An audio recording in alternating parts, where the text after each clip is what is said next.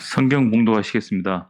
주후에는 1장이 지금 빠져 있습니다. 그래서 고린도전서 1장 10절에서 17절 말씀입니다.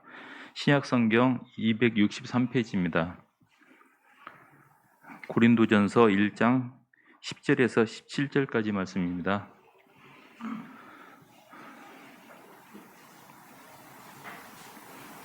찾으셨으면 교독하시겠습니다. 형제들아, 내가 우리 주 예수 그리스도의 이름으로 너희를 권하노니 모두가 같은 말을 하고 너희 가운데 분쟁이 없이 같은 마음과 같은 뜻으로 온전히 합하라.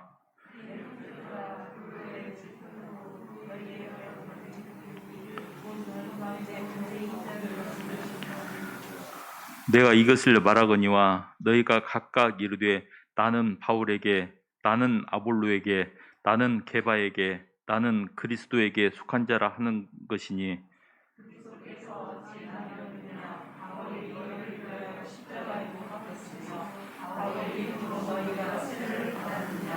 나는 그리스보와 가이오 외에는 너희 중 아무에게도 내가 세례를 베푸지 아니한 것을 감사하노니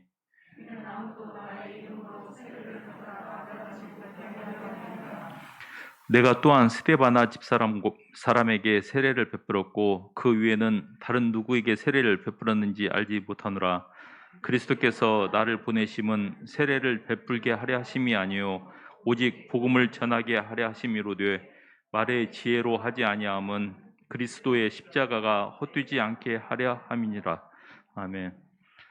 오늘 말씀의 제목은 고린도 교회의 분열입니다.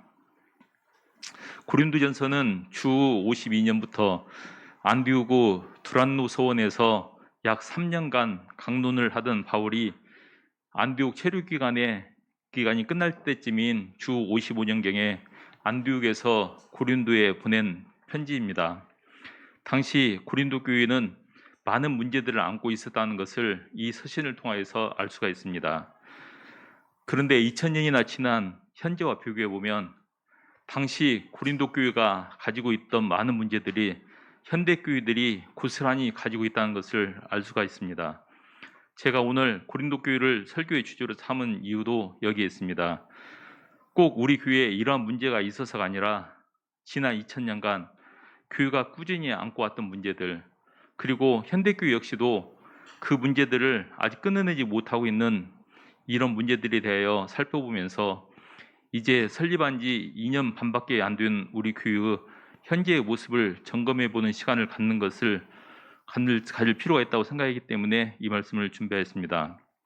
본문 말씀을 살펴보기에 앞서 먼저 고린도라는 도시의 당시 상황과 고린도 교회 그리고 고린도 교회 성도들의 상황에 대하여 잠시 살펴보도록 하겠습니다.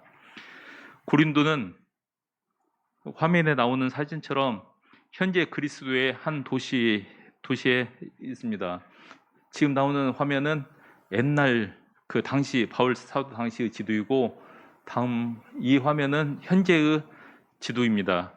그래서 그리스라는 나라의 그 해협에 있는 도시입니다. 고린도가 당시 이 고린도는 여기 사진에 나오는 밑에 있는 카이로, 위에는 알렉산드리아와 로마와 더불어서 당시에 가장 중요한 3대 도시라 할 정도로 굉장히 번창한 도시였습니다.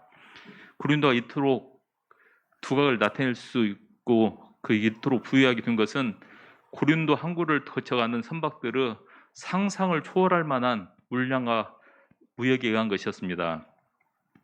또한 당시 수많은 로마의 원형극장들을 건축하는 데 필요한 청동을 제조하는 중심지였고 이 또한 고린도 명성을 높이는 하나의 요인이 되었습니다.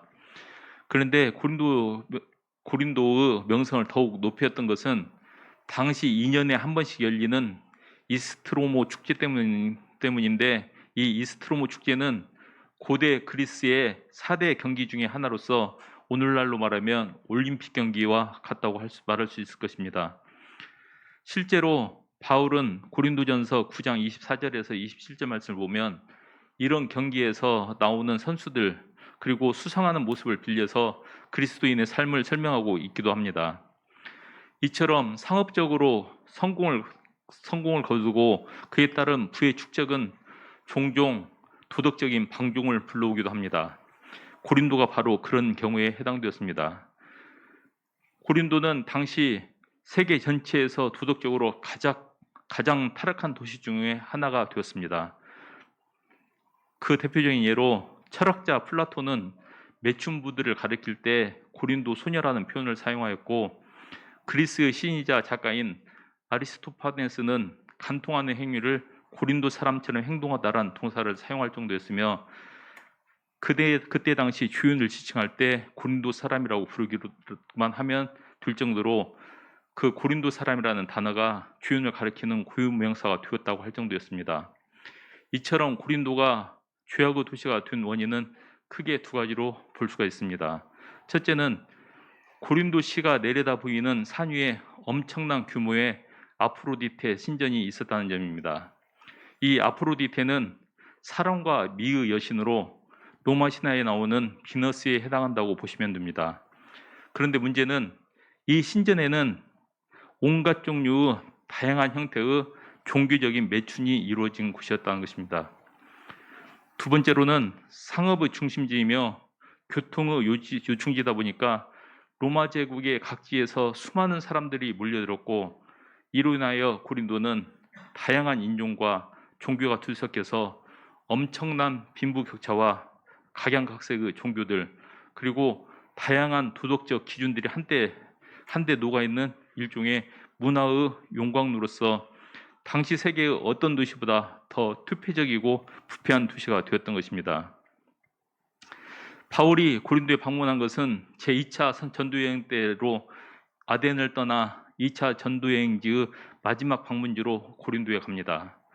이때 고린도에서 바울의 행적이 사도행전 18장 1절에서 18절 사이에 기록되어져 있습니다. 바울이 고린도에서 사역할 당시의 소감을 고린도전서 2장 3절에 기록하고 있습니다. 내가 너희 가운데 거할 때에 약하고 두려워하고 심히 떨었노라.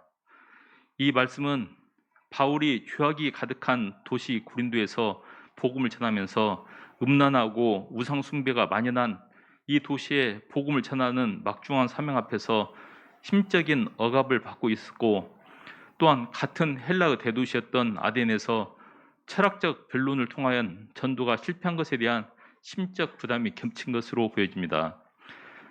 하지만 바울은 그렇다고 하여 겁을 먹거나 피하려 하지는 않았습니다. 다음 구절 고린도전서 2장 2절의 말씀입니다. 내가 너희 중에서 예수 그리스도와 그의 십자가에 못 박혀인 것 외에는 아무것도 알지 아니하기로 작정하였습니다.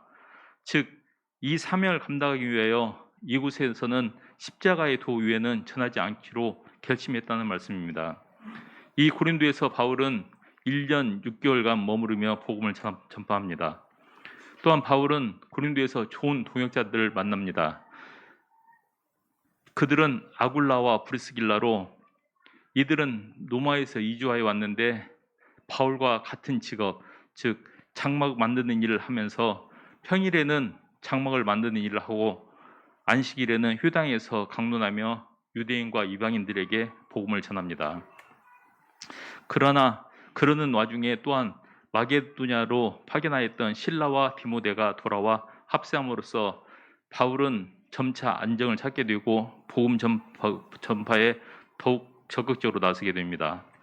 그러나 이러한 바울의 열심히 있는 복음 전파도 유대인들의 반대에 의하여 휴당에서 복음 전도는 중단하게 됩니다.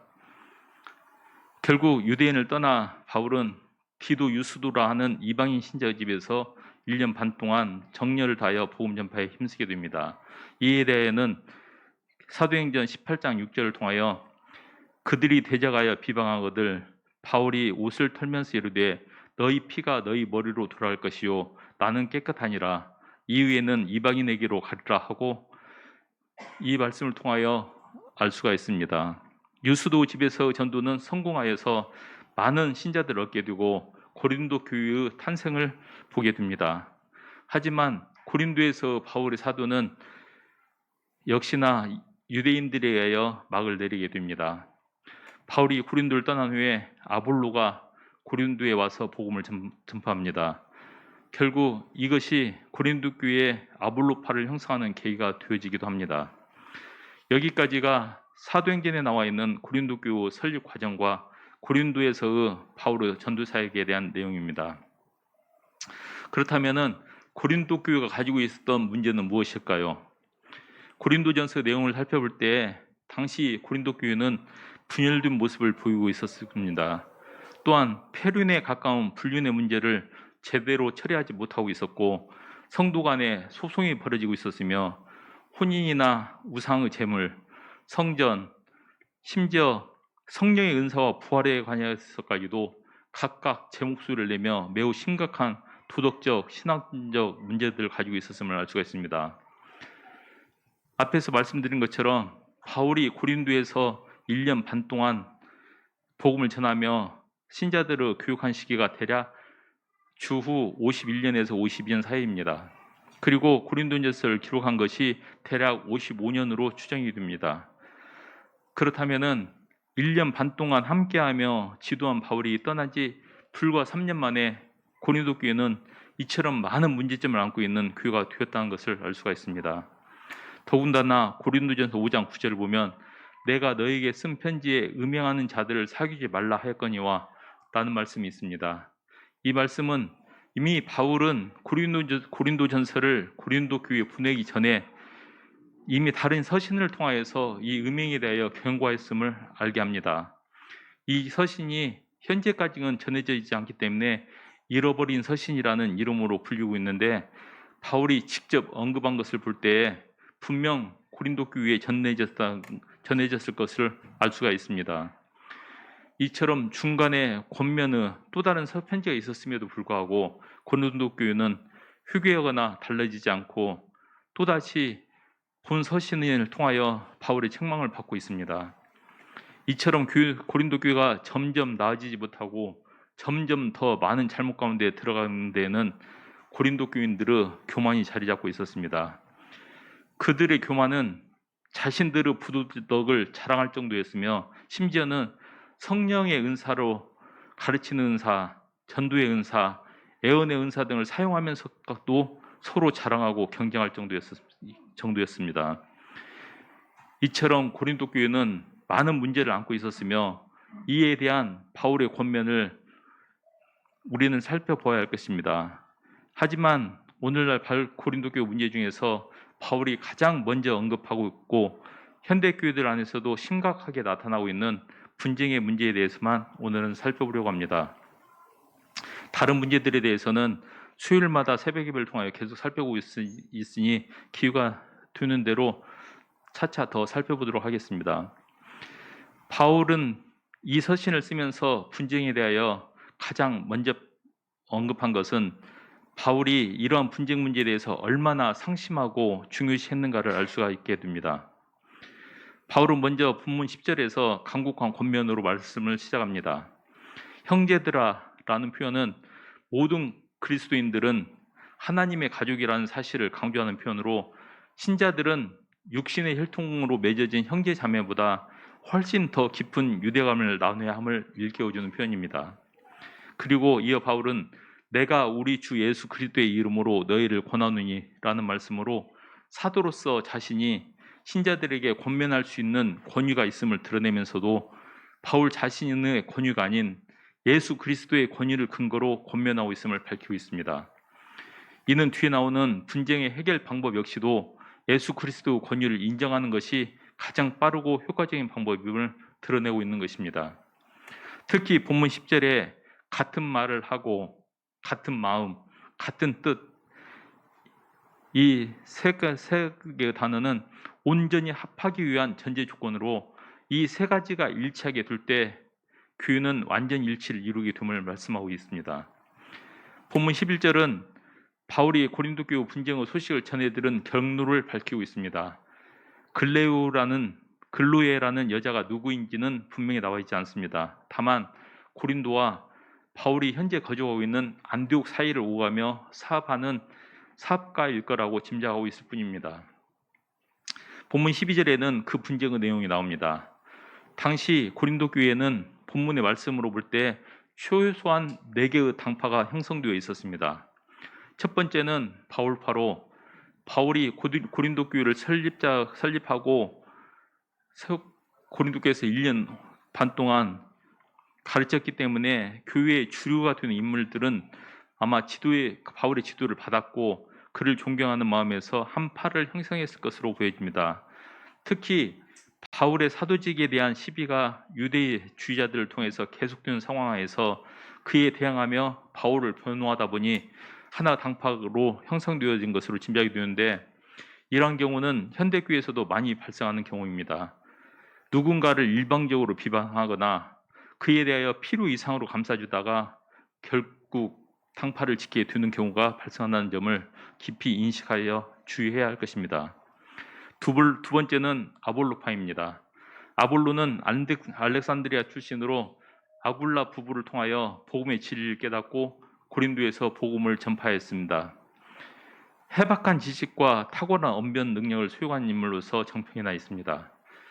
그러한 그 장점을 살려서 아볼로는 순위 전도자로서 여러 교회를 다니면서 복음을 전파했는데, 사도행전 19장 1절의 말씀을 보면 아볼로가 고린도에 있을 때에 바울이 윗지방으로 다녀 에베소에 와서 어떤 제자들을 만나라는 기록을 통해서 고린도 교회에서도 이 아볼로가 전도 사역을 하였음을 알 수가 있습니다. 그의 웅병 실력은 매우 유명합니다. 탁월한 웅병 실력을 가지고 있다고 할 정도로 좋은 언변을 가지고 있었습니다. 그래서 당시 고등교육을 받았던 상류층 신자들의 지지를 받았을 것으로 보여집니다. 그렇지만 성경 어디에도 바울과 아볼로가 불화했다는 그런 기록은 없습니다. 세 번째는 게바, 즉 베드로파입니다. 그런데 이 게바파의 성격을 규정하기가 쉽지가 않습니다. 왜냐하면은 베드로는 고린도 교회에서 사역을 했다거나 최소한 고린도 교회를 방문했다는 기록 자체도 전혀 없기 때문입니다. 이처럼 고린도 교회에 나타나지도 않은 베드로를 다른 당파가 있었다는 점에서 이 파의 성격을 규명하기가 쉽지가 않습니다. 다만 예루살렘에서 베드로 설교를 들었거나 베드로에게 지도를 받은 사람들 중 일부가 고린도 교회에 들어와서 이방인에게 복음을 전하는 선교사인 바울에 대한 반감으로 히브리파 유대인인 베드로를 추종하는 그룹을 만들었을 것이라고는 짐작할 수가 있습니다. 그에 따라서 이들은 유대 율법적 극보수파로 구성되었을 것으로 보여집니다. 특히 베드로의 이름을 헬라식인 베드로라 부르지 않고 히브리식인 게바라 부른 것을 통하여서도 이들이 유대인 신자였을 것이라고 짐작할 수가 있습니다. 하지만 베드로전서 3장 15절, 또 우리 주의 오래 참으심이 구원이 될 줄로 여기라. 우리가 사랑하는 형제 바울도 그 받은 지혜대로 너에게 이같이 썼고, 이 말씀을 볼 때에 베드로는 바울에게 언제나 친절하고 정중한 선비였음을 알 수가 있어서 베드로와 바울이 불화했다고도 볼 수는 없습니다. 그리고 마지막으로 네 번째 그룹은 나는 그리스도에게 속한 자라고 하는 사람들입니다. 이들은 그리스도와 특별한 관계를 자랑으로 여겼거나 자신들은 인간 지도자가 아닌 그리스도만을 따르겠다고 말함으로써 이 논리에서 유리한 위치를 차지하고 있었을 것으로 보이지만, 결국 이들 역시 하나의 당파를 짓고 있었음은 분명해 보입니다. 이러한 고린도 교회 신자들 간에 생긴 당파에 대하여 바울은 세 가지 질문을 던집니다. 첫 번째 질문은 본문 13절에 그리스도께서 어찌 나누었느냐는 질문입니다. 이는 그리스도가 나누어질 수 있는가를 묻고 있는 것입니다. 물론 대답은 아니오입니다. 그리스도는 한 분이십니다. 따라서 교회도 하나입니다. 그런데 교회에 분파가 생긴다는 것은 그리스도를 나누는 것과 같은 이야기입니다. 하지만 그리스도를 사람들이 마음대로 나눌 수는 없습니다. 그래서 교회에 분파가 있어서 안 된다는 것을 바울은 말하고 있는 것입니다. 두 번째 질문은 바울이 직접 십자가에 못 박혔는지를 묻고 있습니다. 이에 대한 대답 역시도 아니오입니다. 오직 한 분만이 그의 신자들을 위하여 십자가에 못 박히셨습니다. 그리고 십자가에 못 박혀서 죄에 대한 대가를 지불할 수 있는 그런 자격이 있는 분도 오직 한 분밖에 없습니다. 교회 신자의 신앙은 그 오직 한 분 되시는 예수 그리스도에게만 향해야 한다는 것을 바울은 말하고 있는 것입니다. 세 번째 질문은 바울의 이름으로 세례를 받았느냐는 것입니다. 이 역시 대답은 아니오입니다. 교회의 모든 신자들은 자기를 위하여 십자가에 못 박히신 그 한 분의 이름으로 세례를 받게 됩니다. 세례는 주님께서 직접 명령하신 의식으로 세례를 통하여 그리스도와 영적 결합에 이르는 중요한 의식입니다. 따라서 세례를 베푼 사람이 중요한 것이 아니라 누구의 권능으로 세례를 받았는가가 중요합니다. 그런데 세례를 베푼 사람에 따라 계파를 짓는 것은 주객이 전도된 일이라 하겠습니다. 고린도 교회와 같은 분쟁이 있는 곳에서는 이 세례도 이 분규 도구로서 사용되어져서 각 파에서는 다투어 세례를 줌으로써 좌파의 세력을 확대하려는 그런 패단이 있었습니다.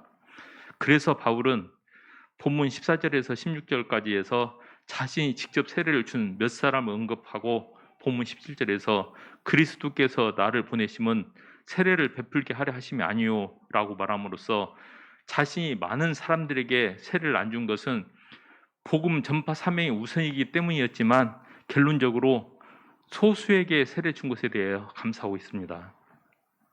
특별히 여기에서 바울이 고린도 교회에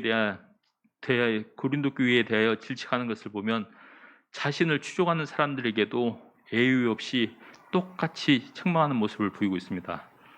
더군다나 베드로와 아볼로 가르침에 대해서 어떤 결함이 있다고도 전혀 지적하지 않고 있습니다. 이런 바울의 모습은 교회 내의 어떤 분쟁도 결코 용납하지 않겠다는 단호한 의지를 나타낸 것으로서 분열을 초래하는 전체적인 사고방식에 대한 질책하고 있다는 것을 알 수가 있습니다. 사실상 바울은 고린도 교회에 자신을 추종하는 세력이 있는지도 알지 못하였습니다. 그것은 아마도 베드로나 아볼로도 마찬가지였을 것입니다.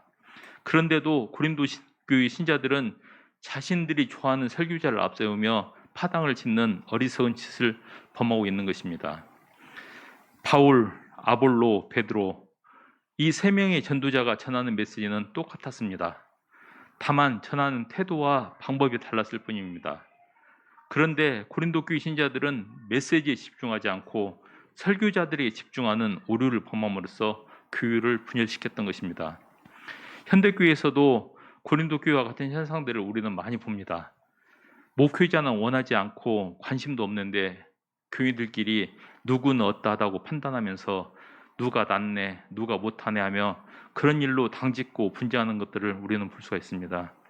하지만 오늘 바울은 고린도 교회에 보낸 편지를 통하여 현대를 사는 우리에게도 똑같은 메시지를 주고 있습니다. 주님은 한 분입니다. 주님의 말씀도 하나입니다. 그렇기 때문에 교회도 하나입니다. 그런 주님께 집중해야 합니다. 주님 외에 다른 것에 눈길을 향할 때 그 교회는 문제가 발생하고 성도 자신의 영적 상태는 타락의 길로 들어서게 됩니다. 그렇다면 고린도 교회는 왜 이런 분쟁이 생겼을까요? 바울은 본서 3장 1절에서 3절 말씀을 통하여서 고린도 교회의 분열의 원인을 말하고 있습니다. 그것은 고린도 교회 신자들이 아직도 육신에 속한 사람으로 사람을 따라 행하기 때문이라고 말합니다. 그렇다면 바울이 말하는 육신에 속한 사람은 어떤 사람일까요? 본문 3장 1절의 육신에 속한 자는 윤리적으로 육적인 사람. 다시 말씀드리면 거듭나기는 하였으나 육적 원리에 따라서 사는 사람을 말하고 있는 것으로 같은 절에 나오는 신령한 사람과는 정반대어라고 말할 수가 있을 것입니다. 특히 바울은 이 육신진에 속한 사람을 그리스도 안에서 어린아이들을 대함과 같이 하였다고 말합니다. 여기에서 어린아이들은 아직 말을 할 줄 모르는 어린아이들을 가리키는 말로 거듭나기는 하였으나 아직 어린아이로서 영의 일을 말할 줄 모르는 성도들을 가리키고 있습니다. 본문 3장 2절에서는 젖과 밥의 비유가 나옵니다. 이 젖과 밥의 비유는 히브리서 5장 12절에 14절에 나오는 말씀으로 제가 그 말씀을 읽어드리겠습니다. 때가 오래 되었으므로 너희가 마땅히 선생이 되었을 터인데 너희가 다시 하나님의 말씀에 초보에 대하여 누구에게서 가르침을 받아야 할 처지이니 단단한 음식은 못 먹고 젖이나 먹어야 할 자가 되었도다. 이는 젖을 먹는 자마다 어린아이니 의의 말씀을 경험하지 못한 자요 단단한 음식은 장성한 자의 것이니 그들은 지각을 사용함으로 연단을 받아 선악을 분별하는 자들이니라. 이 말씀입니다. 이 히브리서의 말씀이 본문의 젖과 밥의 의미를 아주 자세히 설명해 주고 있습니다. 이걸 간단히 다시 설명해 드리면은 젖은 예수님의 대속을 통한 우리의 구원에 대한 가장 기본적인 기독교 교리라고 볼 수가 있습니다. 그리고 밥은 성경을 통해서 얻을 수 있는 좀 더 깊은 진리의 말씀인 부활론이나 종말론, 애정론 같은 심오한 진리의 말씀이라고 말할 수가 있을 것입니다. 그런데 여기에서 바울은 고린도 교인들을 이는 너희가 감당하지 못하였음이거니와 지금도 못하리라라고 말합니다. 이 말씀은 바울이 고린도 성도들을 강하게 질책하는 표현으로서 그 까닭은 바울이 2차 전도 여행 시 고린도를 방문하여 예수의 복음을 전하고 고린도 교회를 세우고 이제 이 본 서신을 보낸 시기가 바울이 고린도 교회를 처음 방문한 이후 약 5년의 시간이 지난 때이기 때문입니다. 그런데 고린도 교회 성도들은 그 5년 동안 신앙의 성장을 전혀 이루지 못하고 그때나 지금이나 어린아이 같은 상태로 젖을 먹어야 하는 상태라는 의미입니다. 그리고 이들이 아직도 어린아이 신앙으로 육신에 속해 있으며 그 증거로서 바울은 고린도 교회 분열을 들어 말하고 있는 것입니다. 즉 고린도 교회가 분열된 것은 아직도 고린도 교회 성도들이 육신에 속하여 사람을 따라 살기 때문이라는 것입니다. 더구나 이러한 분쟁이 고린도 교인 사이에 있는 시기와 분쟁의 결과라는 점에서 그들의 신앙이 아직 미성숙한 신앙이라는 것을 말해주고 있습니다. 그럼 왜 고린도 교인들은 신령한 사람들이 뒤집어졌고 육신에 속한 사람으로 남아 있었을까요? 그것은 거듭나고 구원받은 그들이 세상 사람들과 똑같이 행동했기 때문입니다. 그들의 마음 자세나 관심은 세속적이었고 성령의 열망이 아닌 자기의 이기적인 욕망에 지배받고 있었기 때문이었습니다. 고린도 교인들은 하나님의 말씀보다 그 말씀을 전해주는 사역자에게 더 관심이 많았습니다. 그리고 자기가 좋아하는 사역자는 원치 않음에도 불구하고 자신들끼리 모여 파당을 만들었습니다. 그것은 좋은 의미에서 그 사역자를 닮아가자는 의도가 아니라 서로 경쟁하며 시기하고 다투기 위함이었던 것입니다. 이러한 교인의 분쟁에 대하여 야고보서 4장 1절에서는 너희 중에 다툼이 어디로부터 나느냐 너희 지체 중에서 싸우는 정욕으로부터 나는 것이 아니냐라고 지적하고 있습니다. 즉 성령의 일도 신앙의 일도 아닌 자신들의 욕심에서 다툼이 발생한다는 말씀입니다. 그렇다면 고린도 교인들은 어떻게 했어야 했을까요? 바울은 갈라디아 교인들에게 했던 말씀, 갈라디아서 5장 16절 말씀으로 내가 이르노니 너희는 성령을 따라 행하라. 그리하면 육체의 욕심을 이루지 아니하리라 라고 말씀하십니다. 이 말씀은 성령을 따라 행하라는 것입니다. 그렇다면 우리가 성령을 따라 행하는 것은 무엇일까요? 그것은 우리의 생활 원리를 육적인 것에서 영적인 것으로 바꾸는 것입니다. 오늘 말씀을 종합해 보면은 고린도 교회 분열의 원인은 고린도 교회 성도들이 세상적인 것에 관심을 버리지 못하고 여전히 자신의 욕심에 빠져서 세상 사람들과 똑같이 살았기 때문에 생긴 일이었으며 이에 대한 해결 방법은 성령을 따라 살아가는 것으로 구체적으로 말씀드린다면은 우리의 생활 원리를 육적인 것, 세상적인 것에서 영적인 것으로 바꾸는 것이라고 말씀드릴 수 있습니다. 이제 오늘 말씀을 우리에게 적용해 보겠습니다. 이미 우리는 칭의를 받다 거듭난 사람들입니다. 이렇게 거듭난 우리는 이제 성화의 길로 나아가야 합니다. 그런데 전혀 성화의 길을 가지 않고 제자리에서 맴돌며 항상 어린아이 수준의 신앙생활을 하고 있다면 어떻게 될까요?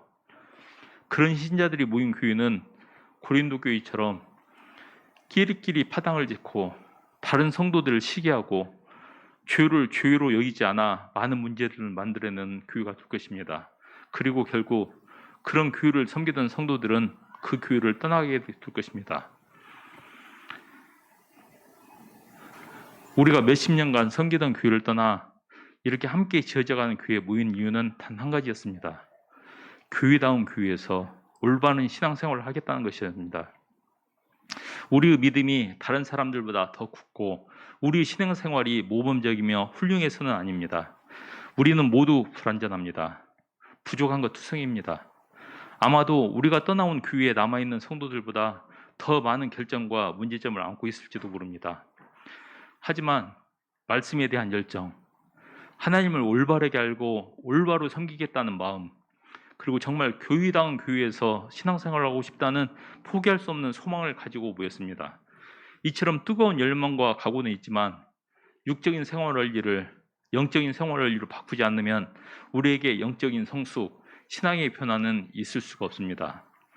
정말 주님만을 바라보며 주님만을 닮아가는 삶을 살겠다는 치열한 노력과 이에 따라 우리에게 닥쳐올지도 모를 많은 시련과 손해, 희생을 각오하지 않고는 결코 우리는 우리의 목표를 이루기가 힘들 것입니다.